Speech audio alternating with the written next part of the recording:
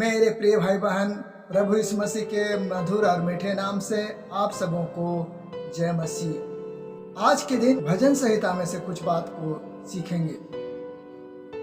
भजन संहिता 40 का 1 से 3 पद तक हम लोग पाठ करेंगे।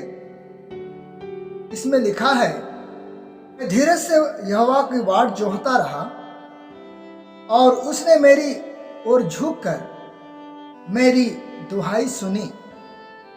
उसने मुझे सत्यानाश के गड्ढे और दलदल के कीस से उबारा और मुझको चट्टान पर खड़ा करके मेरे पैरों को दृढ़ किया।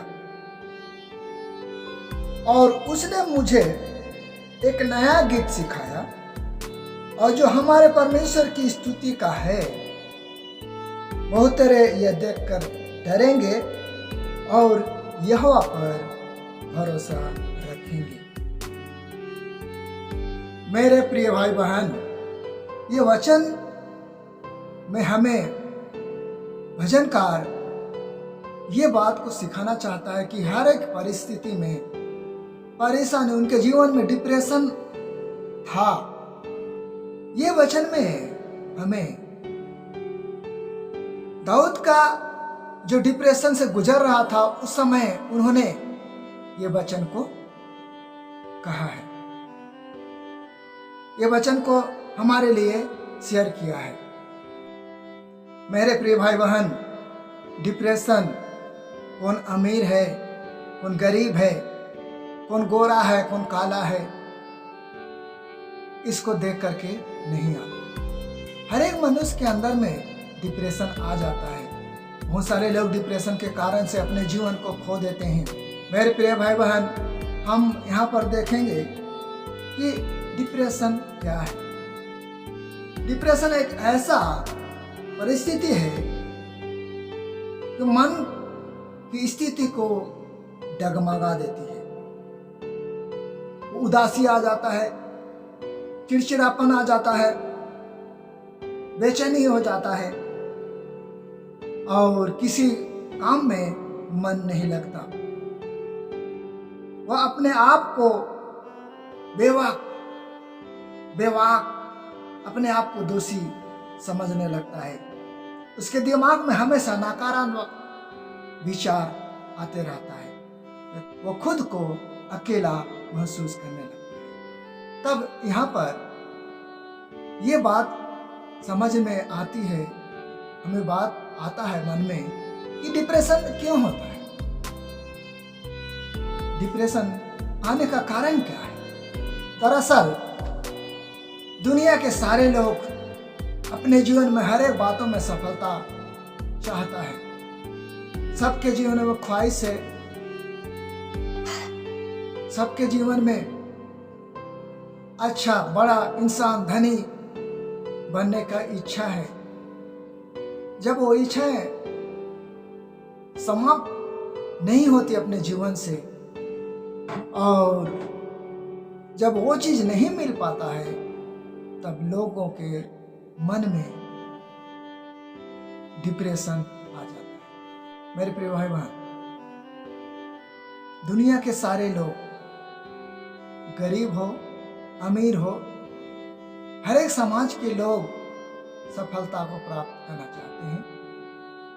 लेकिन कभी कभी कई परिस्थितियां उनके जीवन में आ जाती है जिसके कारण से वो सफलता को प्राप्त नहीं कर पाते। निराशा क्यों आती है? दरअसल हम में से सभी लोग अपने अपने भविष्य के लिए बहुत चिंता करते हैं। एक सुखी जिंदगी के लिए सबने अपना सपना देखा है। हमारा कुछ इच्छाएं होती है, कुछ ख्वाहिशें होती है जिन्हें हम पूरा करना चाहते हैं। लेकिन सभी लोग अपनी इच्छा, ख्वाहिश, सपनों को पूरा नहीं कर पाते। सभी लोग अपनी पसंद की सभी चीजों को हासिल नहीं कर पाते। जब हम अपनी इच्छाओं को पूरी नहीं कर पाते, जब हमारी चाहतें अधूरी रह जाती है, तो हम निराश हो जाते हैं और हमारे अंदर नकारात्मक विचार आने लगते हैं। कुछ लोग अपनी आर्थिक स्थिति के कारण निराश हो जाते हैं, तो कई लोग परीक्षा में अच्छे नंबर न आने के कारण से निराश हो जाते हैं। किसी को मनपसंद नौकरी नहीं मिल पाती है जिसके कारण से निराश हो जाते हैं, तो कोई पारिवारिक समस्याओं के कारण निराश हो जाते हैं। और आजकल का ज्यादातर युवा अपने प्यार की जिंदगी में सफलता नहीं होने के कारण से वो डिप्रेशन में चले जाते हैं। और भी बहुत ऐसे कारण हैं जिसके कारण लोग डिप्रेशन में चले जाते हैं। कभी कभी जिंदगी में कई मुश्किलें एक साथ आ जाती है जिससे लोग इतने ज्यादा डिप्रेशन में चले जाते हैं कि आत्महत्या तक कर लेते हैं। मेरे प्रिय भाई बहन, इस समय हम जानेंगे कि डिप्रेशन आने का चिन्ह क्या है, हम उसे कैसे पहचानें। मेरे प्रिय भाई बहन, जब निराशा आती है तो उनका किसी काम में मन नहीं लगता, हमेशा गुमसुम रहता है, अकेला रहता है, उनका किसी से बातचीत नहीं करता है, उसके मन में नकारात्मक विचार हमेशा होती रहती है। उन्हें लगता है कि उनकी जिंदगी बेकार हो गया है, कोई भी काम में सफलता नहीं पा चुके हैं, भरोसा नहीं रहता है किसी बातों पर। इसके अलावा नींद नहीं आती है, ज्यादा नींद नहीं आने के उनके कारण चिड़चिड़ापन हो जाता है, जिसके कारण उनके आत्महत्या करने का निराशा आ जाता है। यही है डिप्रेशन आने का चिन्ह, लक्षण।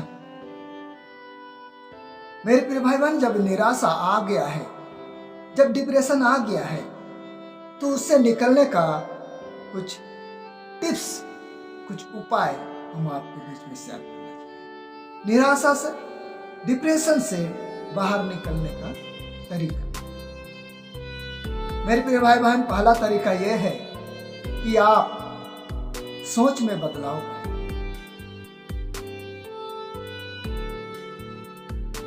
निराश होने का सबसे पहला कारण है बार बार दिमाग में नकारात्मक लाना, क्योंकि सकारात्मक सोच वाले व्यक्ति ही बड़े काम कर सकते हैं, मुश्किल काम कर सकते हैं। दूसरा पॉइंट यह है, जिस बात से आप निराश होते हैं, मेरे प्रिय भाई, जिस बात से आप निराश होते हैं उसे भूल जाए।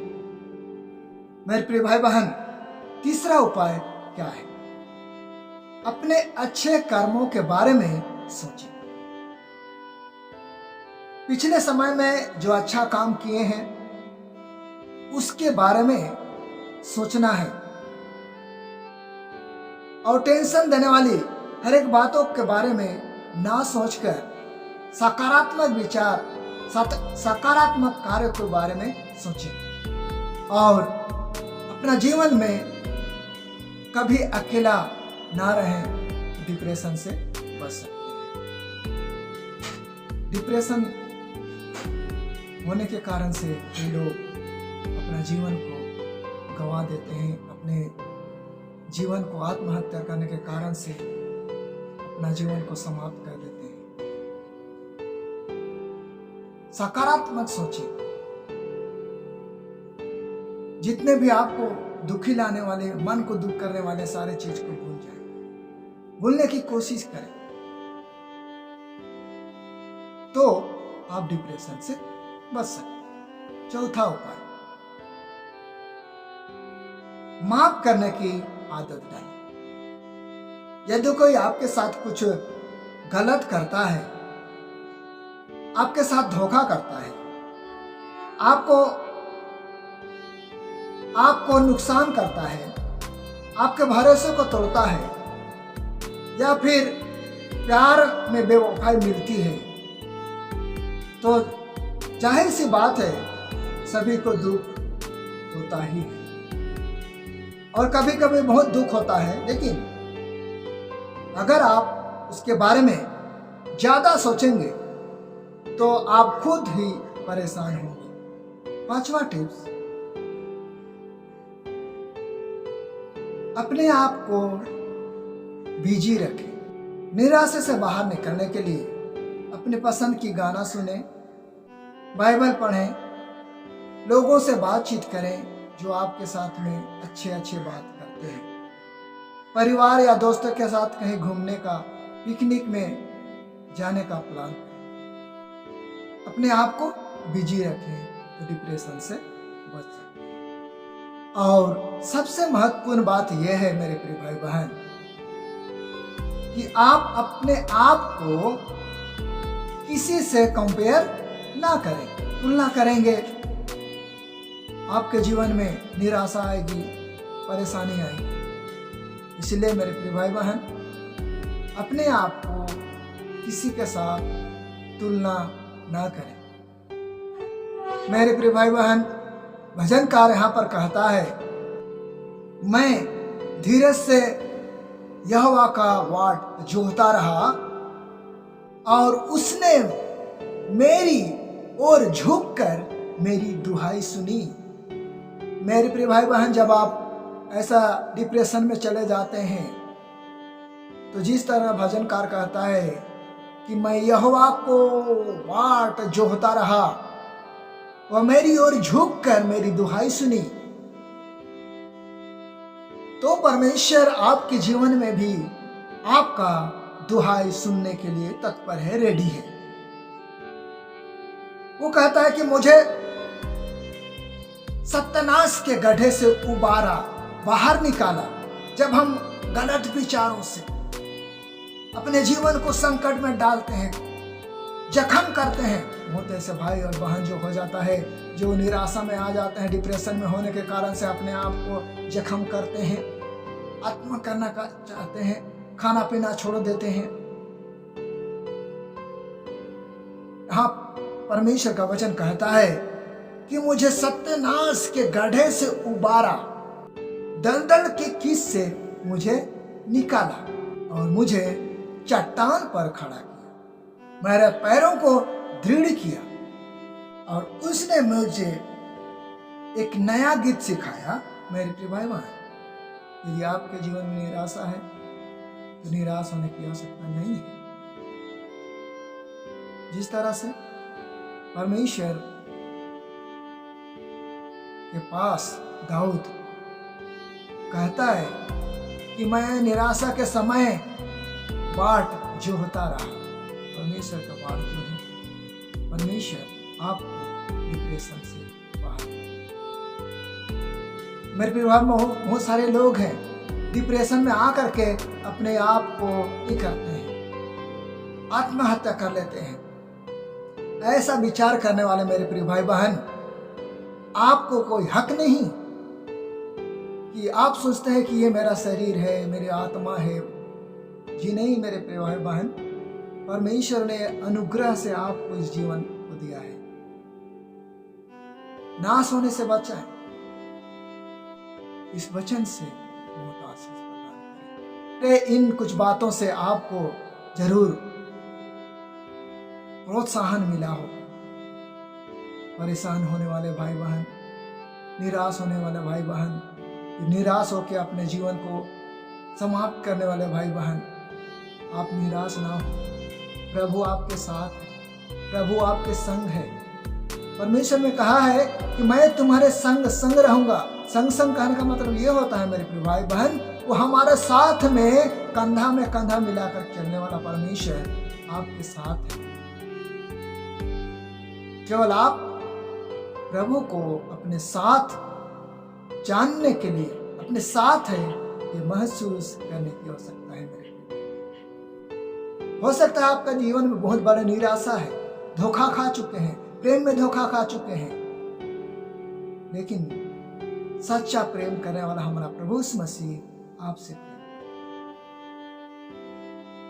हम प्रार्थना करेंगे मेरे प्रिय भाई बहन कि आप हर एक प्रकार निराशा से दूर, धोखाधड़ी से जो परेशानी है, वो धोखाधड़ी का परेशानी आपसे दूर हो। इसके लिए हम आपसे दुआ करें। इसके लिए हम आपके लिए प्रार्थना। मेरे प्रिय भाई बहन, आइए हम मिलकर प्रार्थना करें। जो निराशा में है, धोखा खा चुके हैं, अपने जीवन को व्यर्थ समझ रहे हैं, वो मेरे प्रिय भाई बहन इस समय अपने आप को प्रभु के पास समर्पित करें। परमेश्वर आपको निराशा से आइए दुआ। स्वर्गीय प्रभु, हम धन्यवाद देते हैं आपके प्रेम के लिए। मेरे प्रभु, उपस्थित जितने बहन और भाई इस समय हैं जो प्रार्थना कर रहे हैं मेरे साथ, प्रभु उनके जीवन को बदल डालिए। डिप्रेशन में है उनको उबारिए, दलदल के कीच में जो फंसे हुए हैं उसको उबार कर खड़ा कीजिए। मेरे प्रभु, आप महान हैं, आप चट्टान हैं। पिता परमेश्वर सबको उबारा है, आपको दलदल के कीच से निकाल दिए हैं, हम भरोसा करते हैं।